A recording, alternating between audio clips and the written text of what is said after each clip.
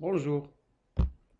Pour cet exercice, on s'intéresse à la réaction d'estérification. Nous allons lire l'énoncé. Dans un ballon, on mélange 30 ml d'éthanol pur et 40 ml d'acide méthanoïque pur et 5 ml d'acide sulfurique concentré. On réalise le chauffage à reflux. Après 30 minutes, on arrête le chauffage et on obtient dans le ballon 32,9 g d'ester. Les données, les masses volumiques de l'éthanol, 0,790 g par cm3, celle de l'acide méthanoïque, 1,22 g par cm3, et la masse volumique de l'ester, c'est 0,91 g par cm3. La première question, faire un dessin du chauffage à reflux. Deuxièmement, préciser pour chaque réactif son groupe caractéristique et sa formule. Quel rôle joue l'acide sulfurique? Pourquoi chauffe-t-on à reflux? Donner le nom de la formule de l'ester obtenue. Écrire l'équation de la réaction. Sixièmement, calculer les quantités initiales des réactifs. Septièmement, calculer le taux d'avancement final puis la constante d'équilibre, sachant que l'on peut écrire son expression avec les quantités de matière. On passe à la solution. Voilà donc le schéma du montage à reflux. Il est constitué des éléments suivants. 1. C'est le réfrigérant. Un réfrigérant. La partie 2, c'est le ballon à col droit. Là, on met le mélange réactionnel. Le troisième mot, c'est le chauffe-ballon. Puis, le 4 ici, attention, c'est la sortie d'eau. L'eau doit sortir toujours en haut pour garantir le meilleur refroidissement. Puis, cinquièmement, c'est l'entrée d'eau en bas. Sixièmement, c'est le mélange réactionnel, c'est-à-dire l'alcool plus l'acide. Septièmement, c'est le support élévateur. Attention, dans le 6, le mélange réactionne, on ajoute des pierres ponces pour homogénéiser la température. On verra par la suite pourquoi on utilise le montage à reflux. On répond à cette question dès maintenant. C'est que les gaz ou bien l'évaporation des réactifs peut sortir si on ne refroidit pas, s'échapper. On les condense pour récupérer donc les parties évaporées. Ainsi augmenter le rendement sans perdre les réactifs. Donc les réactifs de cette solution, on a les formules puis les groupements caractéristiques. On a dit que l'éthanol, c'est la nomenclature des alcools, et l'éthane de carbone. Donc la formule c'est CH3, CH2, OH. Le groupement caractéristique c'est OH, appelé groupement caractéristique alcool. Avec l'acide méthanoïque, il vient de l'alcane méthane, un seul carbone, et le groupement caractéristique acide, donc HCOH. Ici, le groupement caractéristique c'est COOH, appelé aussi groupement caractéristique acide carboxylique. L'acide sulfurique, donc, quel est son rôle? C'est un catalyseur. C'est un facteur cinétique. Il permet d'accélérer la réaction sans changer l'état final. On obtient l'état final au bout d'une durée plus petite en utilisant un catalyseur. Et pourquoi on chauffe le mélange? On chauffe le mélange réactionnel pour accélérer la réaction. La température aussi est un facteur cinétique. L'ester obtenu a pour formule. Comment obtenir la formule de l'ester? C'est à partir de la formule de l'acide et de l'alcool qui sont en réaction. Donc, la partie acide, on élimine ici, on imagine qu'il y a la liaison ici. C'est-à-dire, voilà, on écrit la partie acide en éliminant le H, Puis on relie en ajoutant le groupement lié à OH. Donc voilà la formule de l'ester. Et ça, c'est le groupement caractéristique ester. Le groupement caractéristique ester, c'est ça. Voilà, c'est de liaison O. Ça, c'est le groupement caractéristique ester.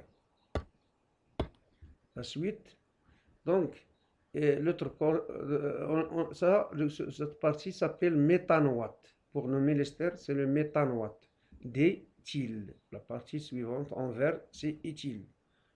Le radical alkyle éthyle. Équation de la réaction. C'est simple, il suffit de dire que l'acide plus l'alcool, ça donne l'ester. L'acide méthanoïque plus l'éthanol, ça donne l'éthanoate d'éthyle, plus H2O. Voilà donc l'équation de la réaction dans ce sens d'estérification. Pardon, attention ici, n'oubliez pas une deuxième flèche.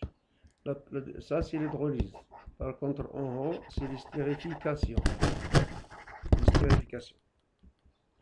Quantité de matière initiale des réactifs. Normalement, ici, vous avez la formule N égale petit m sur grand M, la masse de l'échantillon sur la masse molaire. Et puisque ce sont des liquides, on connaît les masses volumiques, on écrit ρV sur grand M. Pour l'alcool, on va l'appeler ρ1, V1, M1. Avec la masse molaire M1, c'est la masse molaire de l'éthanol. Après calcul, vous trouvez 46 grammes par mol. On revient à cette formule. Vous avez déjà le ρ1 et le V1. Et donc, vous avez calculé M1. C'est 0,79 grammes par centimètre cube fois 30 millilitres. Sur la masse molaire, 46 grammes par mol, on simplifie, on va trouver le résultat en mol. Donc, N0 de l'éthanol, c'est de H5OH, c'est 0,52 mol. Donc, N0 de HCOH, l'acide méthanoïque, c'est ρ2V2 sur M2. Avec aussi la masse molaire M2, c'est M2HCOH. Tout calcul fait, on trouve aussi 46 grammes par mol. Attention, ce n'est pas toujours, ils ont la même masse molaire, c'est qu'un cas particulier. La masse molaire de l'éthanol est égale à la masse molaire de l'acide méthanoïque. Ici, les calculs montrent la valeur de la masse volumique 1,22 g par centimètre cube fois les 40 cm3 sur 46 g par mol. Ça donne N0 de HCOH 1,1 mol. En regardant ce résultat, en le comparant à ce résultat, on peut dire que l'éthanol, c'est le réactif limitant. C'est très important parce que vous avez des coefficients stéchiométriques dans la réaction 1, 1, 1. Donc ça, c'est le réactif limitant. Il y a excès de l'acide méthanoïque. Le mélange n'est pas stéchiométrique. Taux d'avancement. Donc le taux d'avancement final s'écrit le taux égale N équilibre de l'ester, c'est-à-dire la quantité de matière obtenue à la fin de la réaction de l'ester, sur N0 de l'éthanol. Pourquoi l'éthanol et non pas l'acide? C'est le réactif limitant. On ne peut pas attendre un résultat de l'acide parce qu'il est en excès. C'est C2H qui limite la réaction. Donc, car C2H5OH est le réactif limitant. On a N de l'ester est égal à M sur M3, la masse de l'ester obtenue sur la masse molaire M3. Avec la masse molaire de l'ester, c'est M de HCO C2H5 est égal, si vous faites les calculs, vous allez trouver 74 grammes par mol. Donc, N équilibre de l'ester est égal à 32,9 grammes sur 74 grammes par mol. Ça donne N équilibre de l'ester égale 0,445 mol.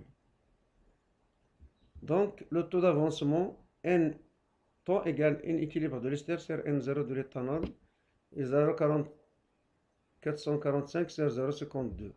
Ça vous donne 86%, 0,86 ou encore taux égal 86%. La question suivante, constante d'équilibre K associée à la réaction. K égale la concentration en ester fois la concentration en eau sur la concentration en acide fois la concentration en alcool à l'équilibre. K égale X équilibre fois X équilibre, tension sur 0,52 moins X équilibre fois 1,1 moins X équilibre. Attention, ici le mélange donc n'est pas stéchiométrique, ce n'est pas la même valeur. 1,1 c'est différent de 0,52. Avec, déjà on a trouvé X équilibre, c'est un équilibre de l'ester, c'est 0,445 moins. Application numérique, K égale 0,045 fois 0,045 sur 0,52 moins 0,445 fois 1,1 moins 0,445. Les calculs montrent que la valeur de K est à peu près égale 4. Voilà le résultat. Et c'est la fin. Au prochain exercice.